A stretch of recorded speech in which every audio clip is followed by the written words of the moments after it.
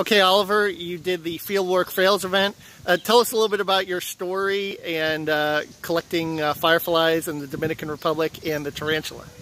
So a couple years ago in 2017 I did a research trip to the Dominican Republic, and like I said during my talk, I do not speak Spanish, so it was 30 days on an island without speaking the native language, and it was a lot of fun. But so one night I went out, and so what you have to know is firefly collecting, you are out in the dark, no lights, because you want to look where the fireflies are and where they flash, and then you go collect them, so you can't use really any kind of light doing that.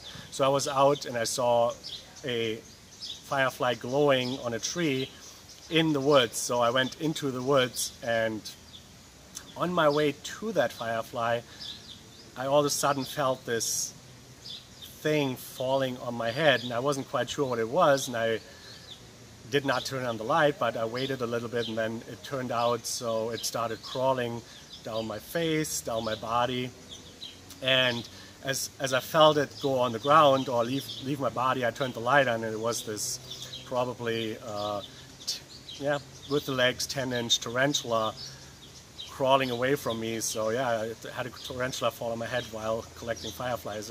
That was one of the first mishaps of my trip.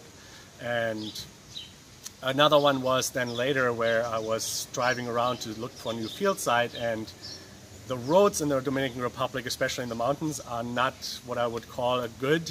So there are big stones and stuff, and I had like a big 4x4, but I would never be able to go faster than 10 to 15 miles.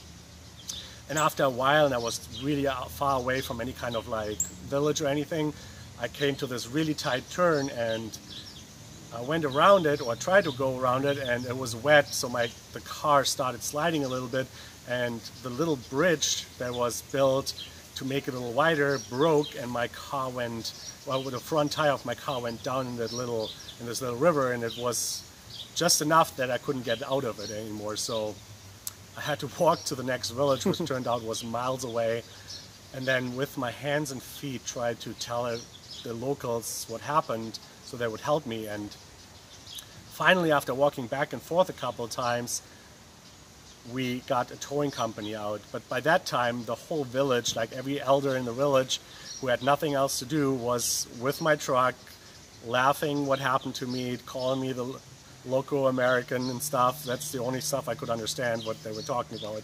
But it was quite an interesting thing, and it's just, I told this story just because people think, or we publish things or we write reports, but we only write about what we found, what the good things. We write about our results and stuff like that, but we never write about what kind of things go wrong. And scientists are just normal humans, and we have a lot of things go wrong all the time, but we really don't usually tell about that, because they're not, I mean, they're great stories, but you don't also want to look like you're also just not doing your job well. But things like that happen all the time to us. So no question. Yeah. And how much fun was it kind of telling your story before an audience?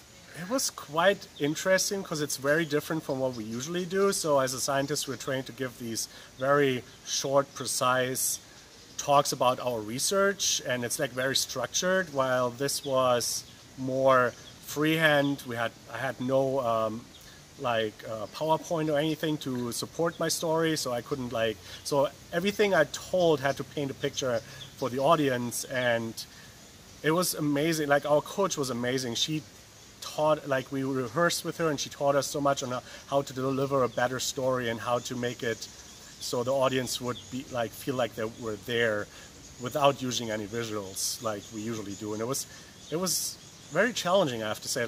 I'm not quite sure if I could do that on a daily basis, while giving talks or teaching is much easier, I think.